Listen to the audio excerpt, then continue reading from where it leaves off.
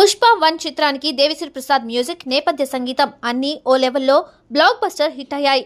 ఇప్పుడు అదే అంచనాలు పుష్ప 2 పై లేవనే మాట అభిమానులను కలవరపెడుతుంది. కారణం దేవిశ్రీ ప్లేస్ లోకి మరో మ్యూజిక్ డైరెక్టర్ తమన్ రావడమే.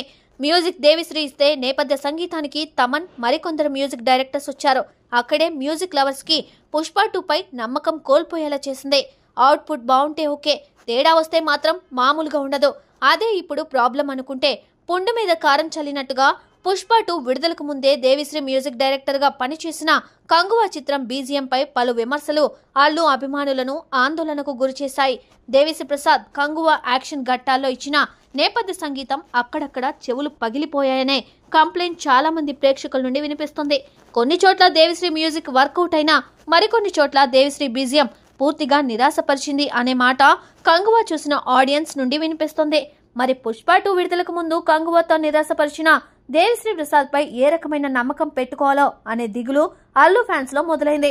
నిజంగా ఇది పుష్ప 2 కి డ్యామేజ్ అనే చెప్పాలి.